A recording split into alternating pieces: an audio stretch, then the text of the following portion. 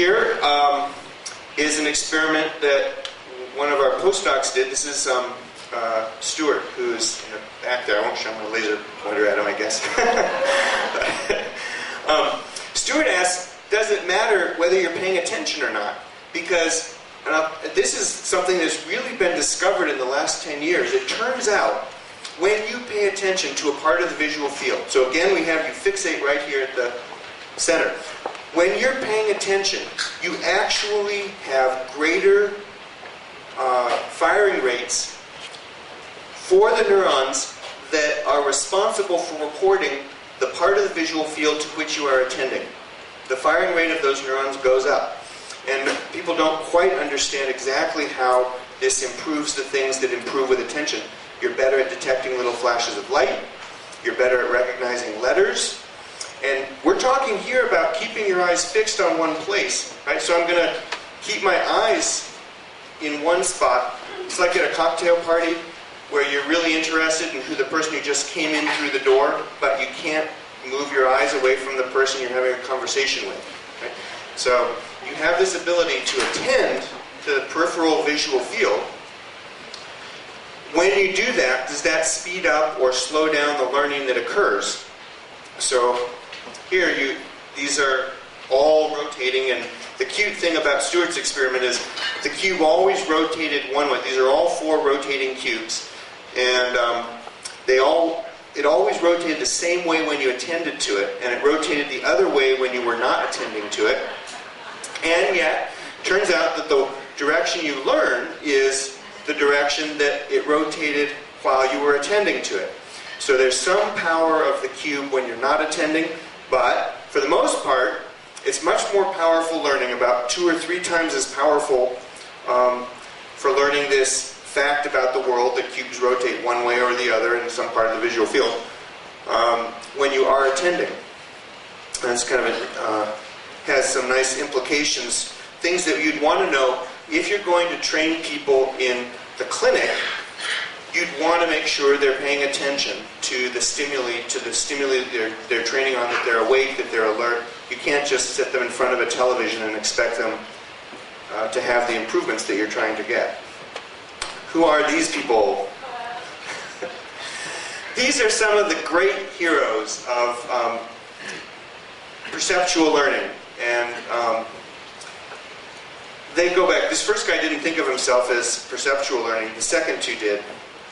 The first guy is the Reverend Thomas Bayes, and Bayesian statistics are all the rage in many, many disciplines of science right now, because it's a good way to describe optimal procedures of inference in the face of insufficient data. How do you combine what you already believe with the stuff you just measured? And you can see how that's really useful in visual perception. How do you combine what you already believe with the stuff you just measured? You kind of believe that I'm not 20 feet tall, right? And you believe that my hand is not a cutout. It's being seen through a cutout in the screen, right? So that's very powerful, strong belief that you have ahead of time, and you combine that with the sense data that you get. And Bayes provides a framework for doing that.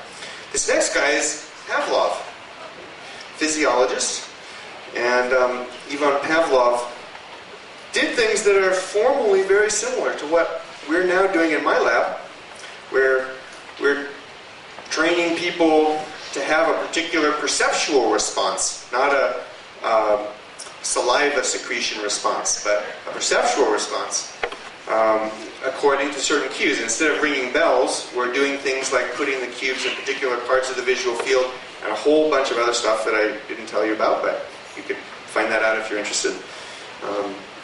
Whether they go up or down or what direction they're moving, and we've tried making them go different directions for sounds like Pavlov did.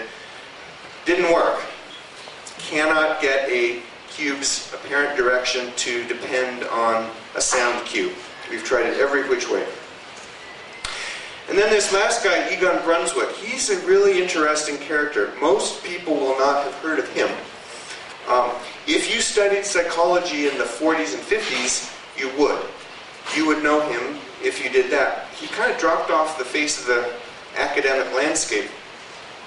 Egon Brunswick had a number of theories that have come back into fashion now, but there was no empirical support for them. He said, among other things, that the Gestalt laws, like things that move together, like my two fingers here, the reason why they're seen as a single object is because in the real world that's usually true. Things that move together really do belong to a single object. So that's Egon Brunswick. He committed suicide in 1955, and his students say that it's because his theories were not appreciated, that there wasn't data to support his work. It all made sense. It wasn't that he was disproven, it's just that he wasn't really a great experimentalist, and he didn't get data to demonstrate that his theories were true.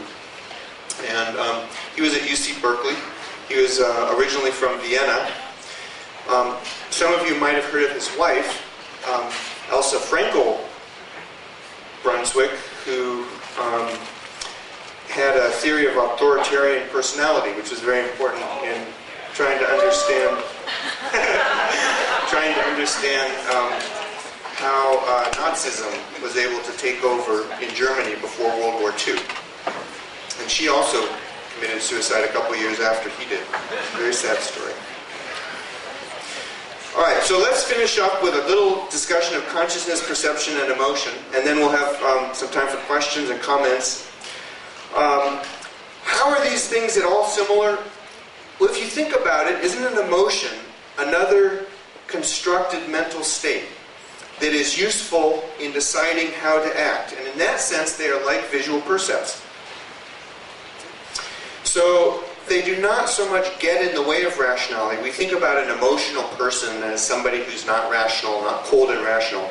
But these emotions, for the most part, they are, you can massage your emotions. You can decide a little bit what emotion to have. Sometimes you can't choose. Sometimes it just happens. For the most part, they're sensibly constructed.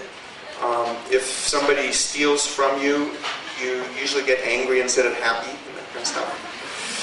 And so, in that sense, it's another constructed mental state that you can use for deciding how to act. Okay? So not so much in the way of rationality, getting in the way of being rational, but essential to it. Right? And like visual perception, it doesn't always work perfectly for everybody. There's certainly plenty of dysfunctional emotional states that one can fall into. Okay. Just like there are visual illusions. Okay. And there's a very nice book about it if you're interested in that particular idea of emotions as the result of a computation that your brain has done something unconsciously for you, helped you out by putting you into a particular state that is consistent with how you best ought to act. This is a great book. The Feeling of What Happens by Damasio. Thank you.